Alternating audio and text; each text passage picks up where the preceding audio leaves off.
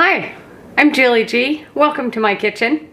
Today I'm going to show you my caramel apples, and it's made with honey, not sugar, and really minimal ingredients. And I don't know that we'll use all of these apples. Some of them are a little bit bigger than others, but you want kind of smallish apples. And I know they make other kind of sticks for caramel apples, but I'm just using skewers today, partly because I have them and partly because I couldn't find the other sticks. But these work just as well. And so what we're going to do first is I've already washed my apples, and I've got a variety here. I know traditionally it's Granny Smith apples, but I kind of like the different varieties and the different colors peeking through with the caramel too. Whatever your favorite apple is, but you want a firm, crunchy apple. And then I just take a skewer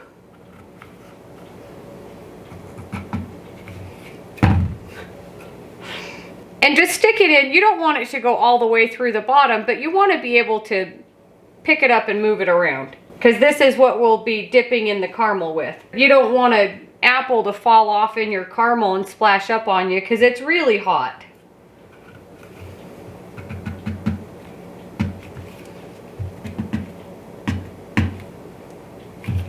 And you want apples that aren't bruised. I'm just going to finish putting my skewers in my apples, and then I'll show you the caramel. And I left the stems on. You can take the stems off if you want to, but I just left them on. I've got everything ready. Apples are ready. I have a cookie sheet here that I've lined with just some parchment paper. And then once our caramel is finished cooking, I'll add in my butter and vanilla. So we just put that here so everything is ready. I have some nuts and I have some chopped up chocolate in the fridge. I don't want to bring that out yet. I don't want it to melt. I want it to stay cold, because when we dip our apples in, you don't want to melt the chocolate. It will melt a little bit anyways, but it's better if the chocolate's in the fridge. And it's not really a topping, it will be the bottom. But whatever you want. I'm doing toasted chopped almonds, and again, I've got some semi-sweet chocolate cut up into pretty big chunks. About the same size chunks as I've got my almonds here. But you could really dip your caramel apples in anything. I've dipped my caramel apples before in caramel, then chocolate, and then you could dip them in nuts, coconut, sprinkles, little toffee bits. Really whatever you want to dip your caramel apples in. But today I'm just doing caramel and some nuts and some chocolate. I'm going to leave a couple of these just plain caramel too. If you've ever made candy before, you want a really heavy saucepan. This is my candy pot. It's straight tall sides, it's really heavy bottomed. I have a candy thermometer. But one of the things I also like about this is it has no rivets on the inside. That's just my personal preference for washing later. This is the perfect pot for candy. It's also the perfect size. It allows for it to bubble up, and it does seem like an extra large pot for the few ingredients that we have, but you really want a bigger pot than what you think you need, just in case. And my candy thermometer, it's just a standard candy thermometer. You can get this at the grocery store. I'll put a link for this below. But it's really handy. It has a little clip on here. And when you're using a candy thermometer, you don't want your thermometer to touch the bottom of the pan. You want it to be suspended, and you don't want it to touch the side of the pan either. But you want it to be suspended in your candy that you're making so it gets an accurate temperature. And this one with the little clip on here, you can move it up or down if you need to. I prefer a wooden spoon of some kind. I really like this one with the flat side. You can really make sure what's happening on the bottom of your pan. And it's partly how I learned to make candy, was with a wooden spoon, and when you know what you know, it works really well. So I've got everything ready. I'll bring you in closer and show you the caramel. Bring my thermometer around so you can see. You can see it's not touching the bottom or the sides. There's a good inch or so. So first up is 1 cup of honey, 1 cup of heavy cream, and a half a teaspoon of salt. Turn your heat on about medium, and I just start mixing my heavy cream and my honey and my salt together. You don't want your heat to be too hot, and you'll notice that my candy thermometer is not yet in my liquid. As soon as I get this stirred together, I will lower it a little bit, and this will bubble as it cooks and be able to reach up to the thermometer. I'm going to switch to my wooden spoon. You really need to make sure you have devoted time because sometimes it takes a while. It needs to be stirred constantly. You don't want to be distracted by something and then your candy will burn. You also don't want to stir vigorously. You want to just gently stir it together. And it doesn't matter if it's all mixed in yet. Once it starts to boil, everything will get mixed in. And what I usually do with my thermometer, lower it down into your liquid. And then I make sure I can still put my spatula underneath it. Then I know for sure it's not touching the bottom of the pan. And you can see once it starts heating up and that honey starts to dissolve, all of the cream is mixed in. Once your caramel starts to boil, just continuously slowly stir. You can see how much it has come to the top of the pot. This is why you want a really tall-sided pot.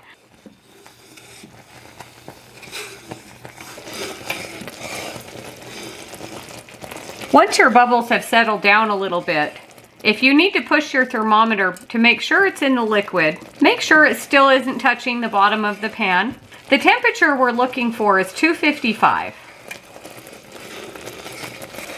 And once your caramel starts to turn a little bit darker like this, it's just about ready. My thermometer is just about to 255. If you don't have a thermometer, you would just take a little bit of your caramel and drop it in a glass of cold water. If it sticks together and forms a ball like a softball, that's the softball stage.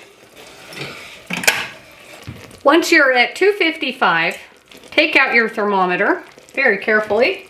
And while gently stirring, we're going to add in our 2 tablespoons of butter and our vanilla.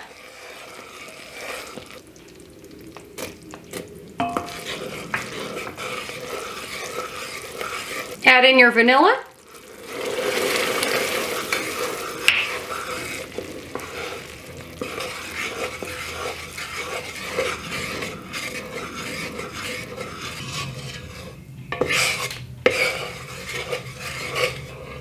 And this will thicken quite a bit more as it cools off. And I'm just stirring it just to make sure all that butter is melted, which it melted really fast. But I'm also cooling it off just a little bit. You want to make sure it's cool enough to stick your apples in and the caramel will stick, but not all just pool at the bottom of the apple. But it's looking really good, and it smells really good.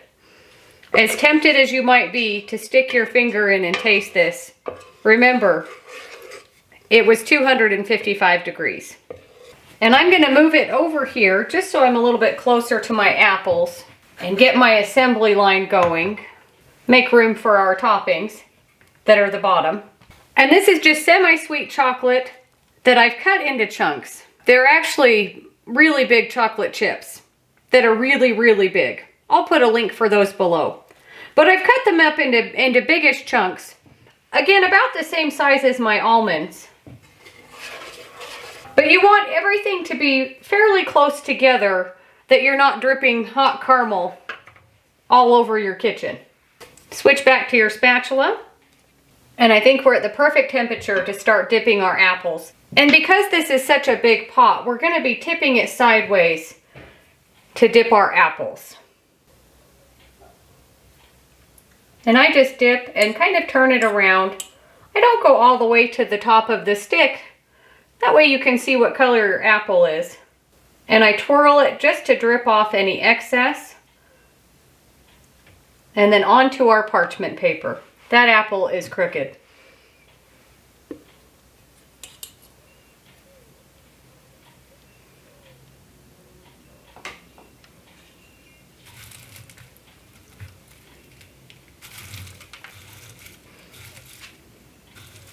And you can go up as far up on the sides as you want.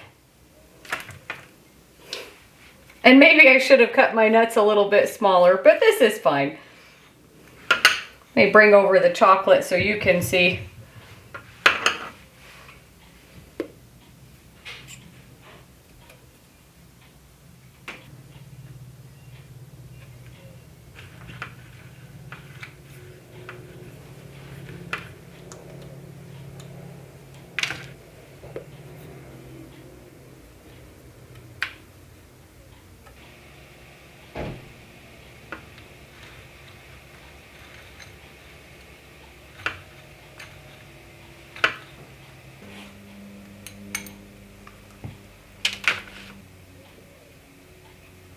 If you feel like your caramel is getting a little bit too firm, you're having a little bit of trouble dipping your apples in, you could just turn it on low heat for just a few minutes just to get it a little bit more fluid.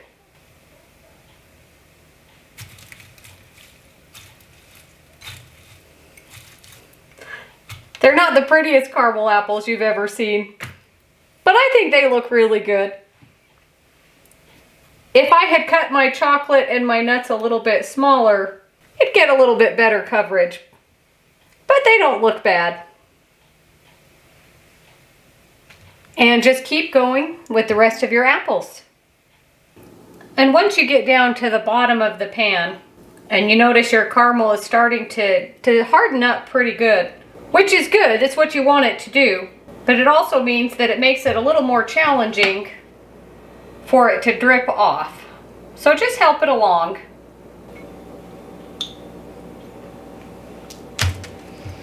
And there we go. I probably have enough in here to do one more apple, but it's too firm that it won't completely coat my apple and it will be kind of globby. So I'm going to stick it back on my burner and I'll just let the residual heat melt that caramel a little bit more. But you can see how well that caramel sets up. It did pool a little bit at the bottom, but really perfect.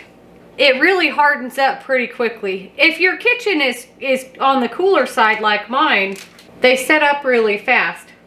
But I think they look pretty good. So one batch of caramel, I've got 9 apples. Oh, probably 10, because there is enough caramel. I could probably get one more apple. But if your apples had been smaller, I think this one's about my smallest size apple. Or you could go even smaller and you'd be able to get more with just one batch of caramel. But super fast and easy. The cook time from beginning to end, from when it started, you know, when you put it in the pot and then it came up to a boil and reached temperature, was about 20 minutes. If you've ever made candy before, sometimes it's a 45-minute standing and stirring in front of your stove. But this recipe goes really fast. And in just an hour total, you can have all of these treats ready for a party, for your friends, whatever you like caramel apples for. As I mentioned, I've done caramel apples, and once they get firm, you can trim off this little edge here, and then I would dip it in chocolate. That's a little trickier to work with because you want the chocolate to harden up enough that it doesn't just melt in a pool. I'm not going to cut one open. I'm pretty sure everybody's seen what an apple looks like on the inside. And this caramel works really well if you just line a small cake pan or something with parchment paper and pour that caramel in your parchment paper, and then when it's cool, cut it into squares. That's a perfect little treat too. Once these are cooled completely, put them in a little treat bag, tie a little holiday ribbon on it, and you're good to go. But I think they look pretty good. Thank you to everybody that has been sharing and commenting and liking. Thank you to my friends Natalie and Allison that are always sharing my information and my videos and links to my stuff on Instagram. I really do appreciate it. It's so fun to get to know people too. Thanks for watching. Don't forget to like and subscribe, and we'll see you on the next one.